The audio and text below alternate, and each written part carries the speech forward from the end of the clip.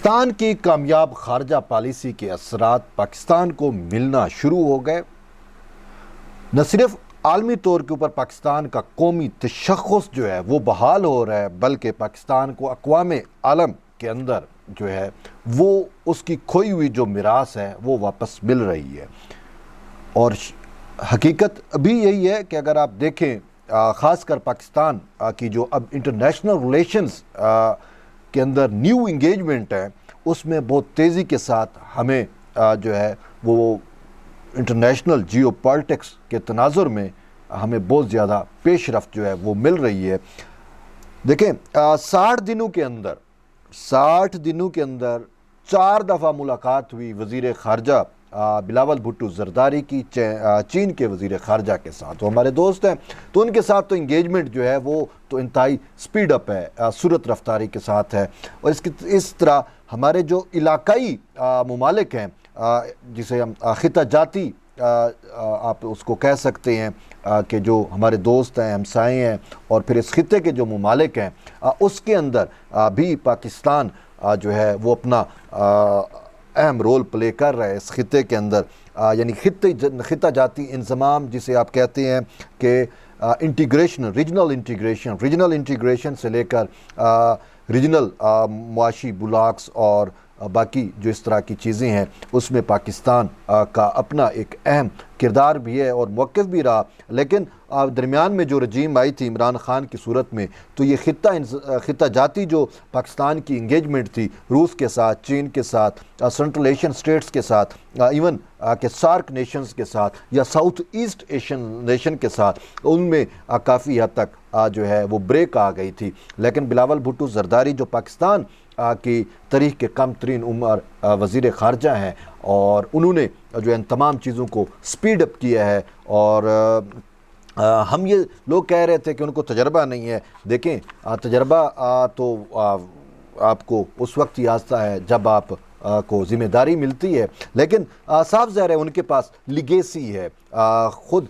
शहीद ज़ुल्फ़िकार अली भुट्टो की जो इंटरनेशनल रिलेशन से मुतल्लिक़ उनकी सोच, उनकी विज़डम वो बिलावल के साथ है। और फिर ख़ुद बीबी शहीद बेनज़ीर भुट्टो ज़रदारी, बीबी शहीद बेनज़ीर भुट्टो की जो लिगेसी है वो भी बिलावल के साथ है। तो इसी वजह से बिलावल से बेहतर इनको कौन जानता है। और फिर बिलावल को एक एज ये भी है कि फ़ॉरेन रिलेशंस के अंदर, इंटरनेशनल तल्लुकात के अंदर वो जहाँ पे भी जाते हैं तो वहाँ पे कोई ना कोई ऐसे लोग उनको मिलते हैं जो उनके नाना के साथ या उनकी वालदा के साथ काम कर चुकी हैं, और इसी वजह से उनको बहुत ज़्यादा पजीराई मिल रही है।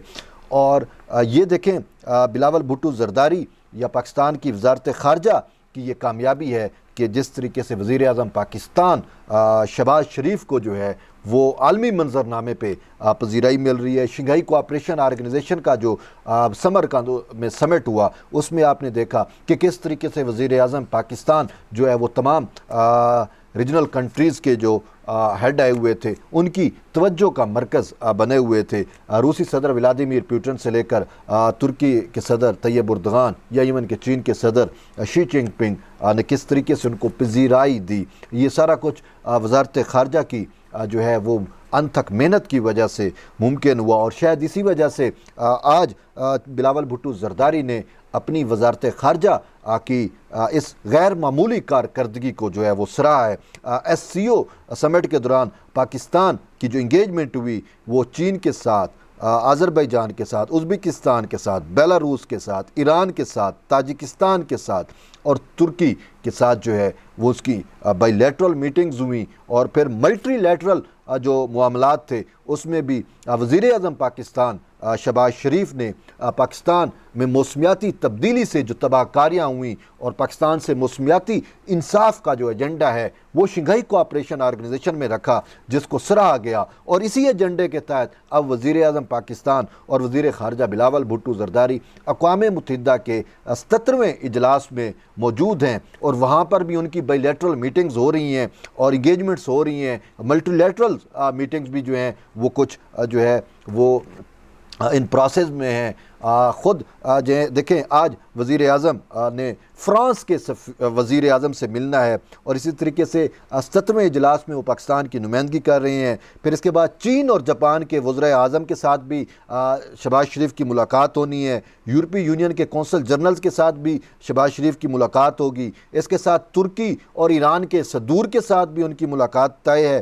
फ़िनलैंड के वज़ीर आज़म के साथ भी उन्होंने मिलना है। बिल गेट्स के साथ भी जो है वो शहबाज शरीफ की मुलाकात होगी। और इसके साथ साथ जो वो उन्होंने इशाया भी मुस्लिम ममालिक के जो सरबरान है, ख़ासकर जो तुर्की के सदर तैयब उर्दगान और उनकी अहलिया के एजाज़ में इशाया भी जो है वो वज़ीर आज़म की जानिब से दिया जाएगा। और इसके साथ साथ वज़ारत ख़ारजा की जानिब से जो डिटेल्स आ रही हैं वो भी जो है वो बड़ी होशरुबा हैं कि पाकिस्तान की जो बायलैटरल मीटिंग्स हैं, एक तो सरबरान मुमलिकत के साथ, फिर उसके बाद जो वज़रा ख़ारजा की इंगेजमेंट है वो भी काबिल तहसीन है। बिलावल भुट्टो ज़रदारी जो है वो 2 रोज़ से न्यूयॉर्क में मौजूद हैं, तो वहाँ पर वो उन्होंने OIC का जो इजलास है अबाउट इस्लामोफोबिया और ख़ुसूसन जो यूरोप के अंदर मुसलमान रहते हैं उनको जो दरपेश चैलेंजेस हैं उनसे उनकी उस इजलास की भी बिलावल भुट्टो ज़रदारी जो है वो सरबराही कर चुके हैं, सदारत कर चुके हैं। इसके साथ साथ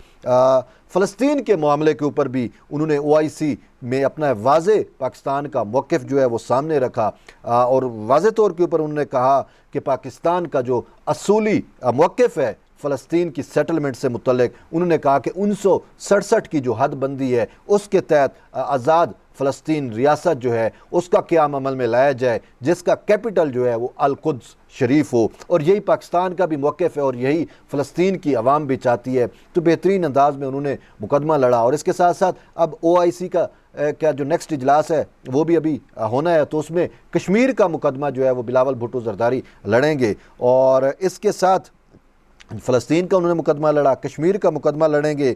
और इसके साथ साथ और भी उनकी काफ़ी सारी वज़रा ख़ारजा जो हैं, तुर्की के वज़ीर ख़ारजा, ईरानी वज़ीर ख़ारजा और फ़िनलैंड के वज़ीर ख़ारजा और इसी तरीके से चीन जापान चीन के वज़ीर ख़ारजा से उनकी मैंने आपको शुरू में बता दिया कि 60 दिन के अरसे में चौथी मुलाकात हुई है अक़वाम मुत्तहिदा के हेडक्वार्टर के अंदर।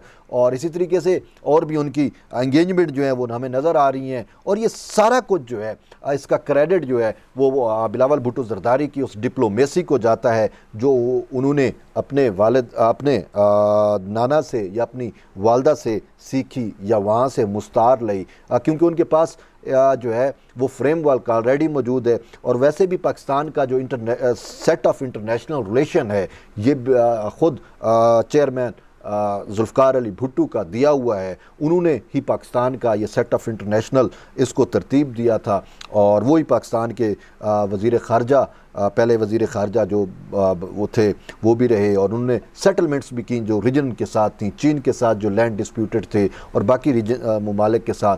तो यूँ बिलावल भुट्टो ज़रदारी के पास एक एज है और वो शायद यही अटेम्प्ट कर रहे हैं कि वो पाकिस्तान का वो तशख़्ख़ुस जो किसी दौर में भुट्टो शहीद के पास था या के दौर में था कि पाकिस्तान न सिर्फ इस्लामिक ममालिक बल्कि जो तीसरी दुनिया है उसका भी पाकिस्तान जो है वो रहनुमा बन चुका था आलमी इंटरनेशनल रिलेशंस में या इंटरनेशनल जियो पॉलिटिक्स में। तो अब इसी मखसूस टाइम के अंदर जब से बिलावल भुट्टो ज़रदारी वज़ीर ख़ारजा बने हैं तब से अगर अब तक के हाल देखें तो पाकिस्तान का जो न सिर्फ इंटरनेशनल तशख़्ख़ुस बहाल हुआ है और हमें ये लग रहा है कि शायद वो जो लिगेसी और अधूरी रह गई थी शहीद जुल्फ़िकार अली भुट्टो की इंटरनेशनल जियो पॉलिटिक्स के अंदर, उसको जो है वो बिलावल भुट्टो ज़रदारी बड़े एहसन तरीके से जो है वो तोड़ जो है वो चढ़ा रहे हैं। बहरहाल जुड़े रहिए तैयब बलोच के साथ, फिर मिलते हैं एक नई वीडियो के साथ। तब तक के लिए इजाज़त दें। अल्लाह हाफ़िज़।